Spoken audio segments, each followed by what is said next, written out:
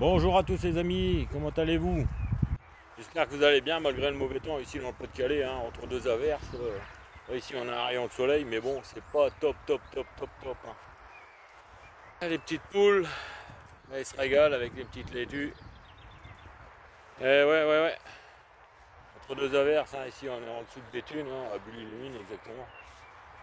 Ça craint quand même, hein, on a toujours peur d'avoir un mildiou. C'est pas top. Hein. Ici c'est vraiment catastrophique. C'est démoralisant, c'est le cas de le dire. Bon, une petite vidéo pour faire voir le retour du potager, aussi mon cerisier, hein, avec ce que j'avais fait avec un petit cerf-volant pour protéger les cerises. Je vais vous montrer. Ah voilà, ici on a encore des belles cerises bien rouges. Voilà, avec des belles grappes. Si vous voyez bien, voilà, on en a plein. On a encore plein, bon. Le cerisier il est petit, mais bon, avec le cerf-volant que j'avais mis, que j'avais montré dans la dernière vidéo, comment protéger mon cerisier des oiseaux. Je vais vous montrer celui du voisin qui est juste à côté. Il ne reste plus que les noyaux dessus. Voilà. Il n'y a plus aucune de cerise dessus. Et il est pas loin du mien. Le mien, il est juste là à côté. Et le mien, il est juste là. Bon, le cerf-volant, il est juste ici. On voit. Plus c'est une petite bouteille dorée dans l'arbre. Je sais pas si c'est ça qui a fait son effet, mais bon, là on peut voir encore que j'ai déjà récupéré. On voit ça. Bon, le cerisier il est tout petit. Hein. Le ciselet est tout petit, mais bon, j'ai déjà récupéré 3 barquettes de cerises. Et je suis content du résultat. Les oiseaux m'ont pas tout pillé. C'est pas mal, on peut se régaler. Et elles sont super bonnes, c'est des noirs, c'est des bigarreaux. Ah, c'est excellent. C'est excellent, on va même faire un petit clafoutis aux cerises, c'est bon. Bon, bah, je vais vous montrer le potager, hein. Ça a du mal à pousser quand même, hein, parce que bon, le matin il fait quand même encore frais quand même. C'est pas top. Hein. J'espère que le jardin ça va pas être top cette année je crois. Je vous montre ça. Ah bah là c'est les melons. Ils ont du mal à pousser, il y a les courges, il y a les butternuts, les poireaux qui sont ici. Là j'ai même mis une petite ligne de navets de Nancy, les petites betteraves. Là ce sont les radis que j'ai mélangé avec des graines de carottes. On peut voir les carottes qui sont ici en train de pousser. Et les radis qui sont là. Voilà, j'ai mélangé les deux graines. Alors, les haricots verts. Avec l'humidité, c'est une catastrophe. Hein. Une catastrophe. Hein. Vous voyez, j'ai pas grand chose. Ce qui se passe, c'est que les haricots, ils pourrissent. Quand les sèmes ils pourrissent, là je vais en remettre entre deux. Hein. Ça va pousser entre deux, mais bon, les graines ils pourrissent. Hein. Je vois les graines, on appuie dessus, c'est de la purée, ça pue rien. Je sais pas si je peux en voir une pour vous montrer.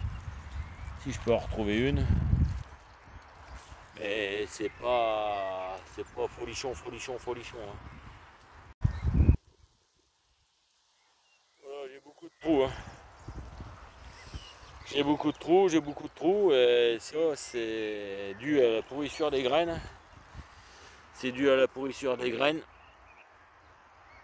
Je sais pas si je peux encore en voir une. Mais bon, j'en ai vu quelques-unes qui étaient là, j'appuie dessus. C'est de la purée, c'est de la mélasse. Hein. C'est de la mélasse, les graines sont pourries. Quoi. Il y a trop d'humidité, Bon, je vais continuer. Bon, ça va, c'est un petit pot. Là, c'est le fenouil. Là, on voit bien, il pousse bien, lui. Là, c'est les carottes. C'est les carottes que j'avais démarrées. Là, c'est les raves. Ça, c'est les choux. les concombres, les courgettes qui sont en fleurs. Là c'est les tomates. Bon, les tomates, hein, moi j'ai carrément enlevé les feuilles. J'ai carrément enlevé les feuilles, hein, jusqu'au premier bouquet, hein, pour éviter que les feuilles traînent par terre. Elles traînent par terre.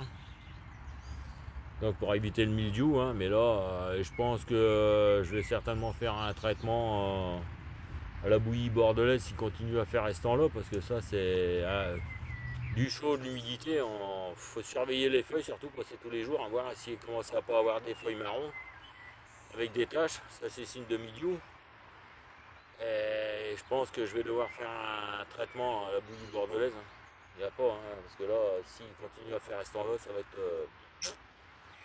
ça va pas être terrible. Hein. Ça va pas être terrible. Bon, je vous rebascule, je vous montre. Bon, bah là, c'est des échalotes que j'ai mis. Hein. Ça, pas de problème, ça pousse.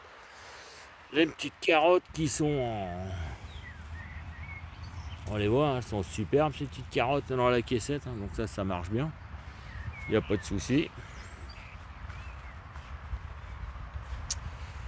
Dans la serre, bon, bah, il y a de la salade, hein, qui commence un peu à monter, mais bon, on l'a fini. Hein, moi, je la finis quand même, la salade. Hein, je prends les feuilles, les plus tendres par le dessus, hein, pour les finir. Là, j'ai remis quelques pieds de tomates en sécurité, pour dire si j'attrapais le mildiou dehors, pouvoir en avoir quand même. Les concombres, alors les concombres, voilà, commence à venir les concombres. C'est pas mal, ça commence à venir.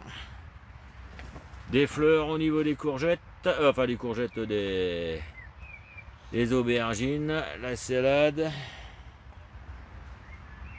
Donc voilà, on va aller dans la deuxième. Voilà, j'avais récupéré des petites pieds de tomates qui étaient poussés de l'année dernière, hein. Certainement une tomate qui avait laissé tomber ses graines, mais je les ai mis là en secours, hein.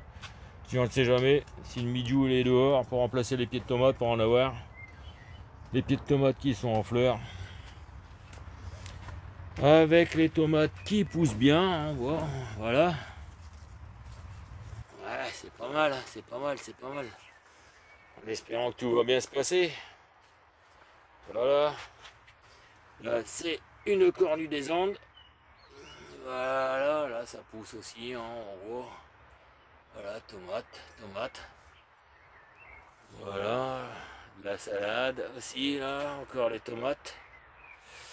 Pour l'instant ici ça avance bien. Bon, la petite vidéo que j'avais fait avec les bouteilles pour faire un entonnoir pour éviter d'arroser les feuilles. Et on voit encore, il y a encore de l'eau dedans, j'ai arrosé il n'y a pas longtemps. Donc voilà.